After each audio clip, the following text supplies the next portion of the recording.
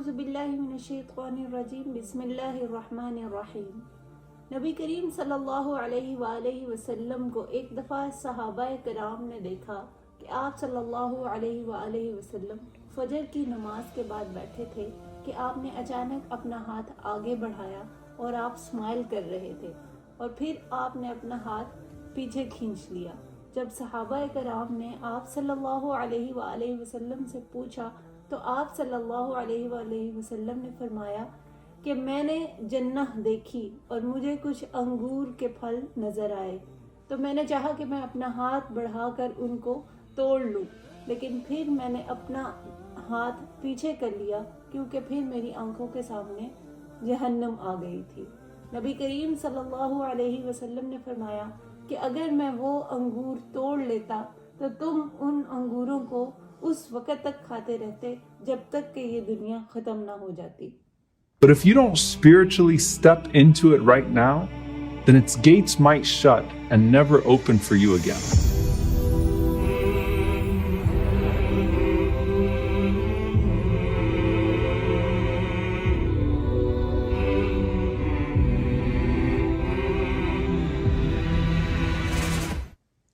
Imagine کریں کہ اس دنیا میں موجود ہوتے ہوئے ہم جنت اور جہنم دونوں کو اپنی آنکھوں سے دیکھ لیں، تو کیا پھر بھی ہمارے کردار ایسے ہوں گے؟ یقیناً نہیں۔ نبی کریم صلی اللہ علیہ وآلہ وسلم نے فرمایا کہ جنت اور جہنم دونوں تمہارے جوتے کے تسمے سے بھی زیادہ نزدیک ہیں۔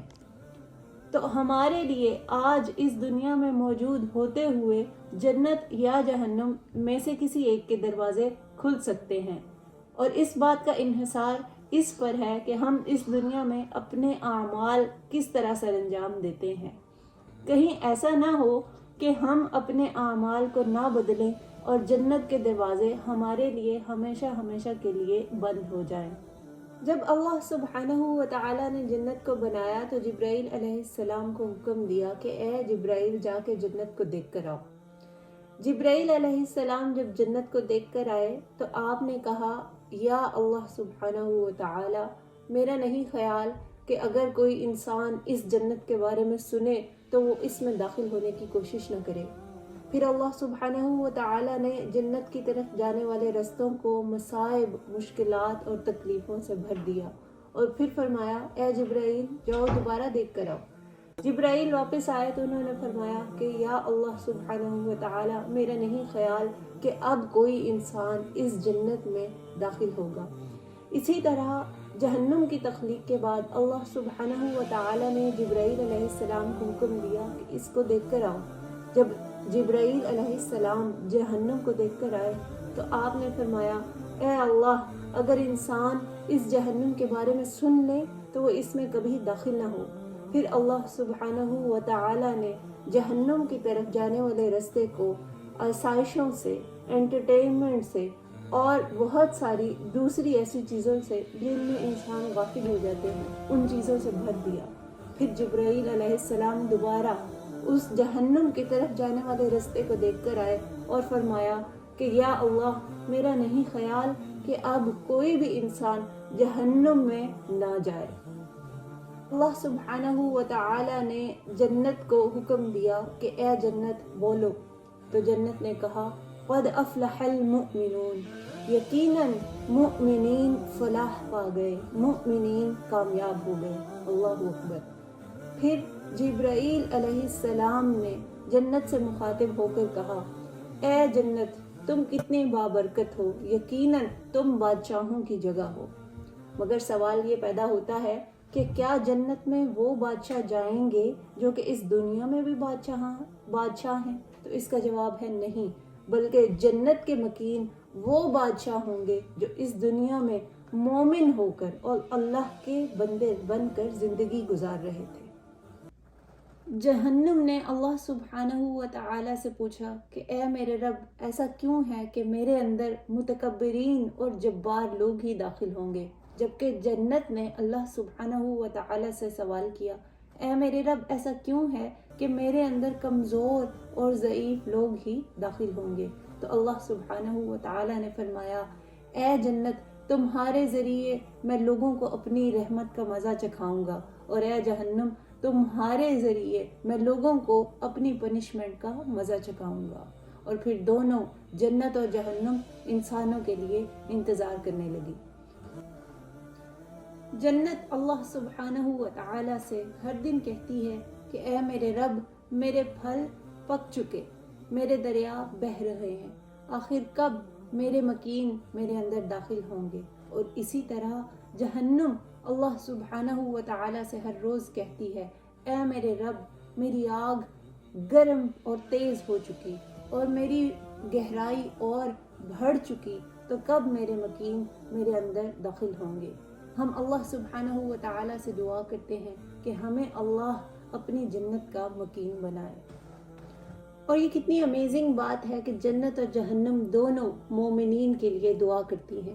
نبی کریم صلی اللہ علیہ وسلم نے فرمایا کہ کوئی دن نہیں گزرتا جب مومن 3 دفعہ اللہ سے دعا کرتا ہے کہ اے اللہ میری قسمت میں جنت لکھ دے، تو جنت کہتی ہے اے اللہ اس انسان کو جنت میں داخل کر دے.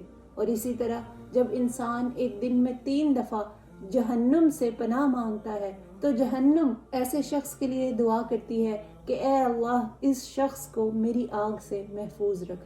سبحان اللہ. تو اس کا مطلب یہ ہے کہ جنت اور جہنم دونوں ہی مسلمانوں کے لیے، مؤمنین کے لیے، اللہ سبحانہ و تعالیٰ کے بندوں کے لیے دعا کرتی رہتی ہیں. کعب رضی اللہ تعالیٰ عنہ سے مروی ہے کہ اللہ سبحانہ و تعالیٰ جتنی دفعہ بھی جنت کی طرف نظر کرتے ہیں اس کی خوبصورتی میں اور اضافہ ہوتا ہے، اور یہ اس وقت تک اپنے آپ کو خوبصورت بناتی چلی جائے گی، اپنے آپ کو نکھارتی چلی جائے گی جب تک کہ اس کے مکین اس میں داخل نہ ہو جائیں. کریم صلی اللہ علیہ وسلم نے فرمایا کہ رمضان میں جنت کے دروازے کھول دیے جاتے ہیں جبکہ جہنم کے دروازے بند کر دیے جاتے ہیں اور شیطانوں کو باندھ دیا جاتا ہے، اور جنت اپنے آپ کو مزید خوبصورت بناتی ہے. تو اس کا مطلب یہ ہے کہ جنت رمضان میں آپ کے لیے انتظار کر رہی ہے. لیکن سوال یہ ہے کہ کیا ہم اس رمضان میں جنت کو حصول کے لیے کچھ کام کر رہے ہیں یا نہیں؟ نبی کریم صلی اللہ علیہ وسلم نے فرمایا کہ اے مومنو، جنت کے لیے زیادہ سے زیادہ دعا مانگو، جتنی زیادہ ہو سکے جنت کے حصول کے لیے دعا مانگو، اس کے لیے عمل کرو. اور اے مومنو، جہنم سے پناہ کے لیے زیادہ سے زیادہ کام کرو. یقیناً جنت کو مانگنے والے اور آگ سے نجات پانے والے کبھی راتوں کو سوتے نہیں ہیں. نبی کریم صلی اللہ علیہ وآلہ وسلم نے فرمایا کہ جنت کی طرف جانے والے رستوں کو مصیبتوں سے اور آزمائشوں سے بھر دیا گیا ہے، اور جہنم کی طرف جانے والے رستوں کو آسائشوں سے بھر دیا گیا ہے. تو ہم اگر جنت کی آسائشوں کے بارے میں جانتے ہوتے تو ہم اس دنیا کی کون سی ایسی آسائش ہے جسے چھوڑنا چاہیں گے؟ جنت ہمارے بالکل سامنے ہے، اور اس کے گیٹس، اس کے دروازے آج ابھی اس وقت ہمارے لیے کھل سکتے ہیں، مگر سوال یہ ہے کہ ہم اس کے لیے کیا کر رہے ہیں.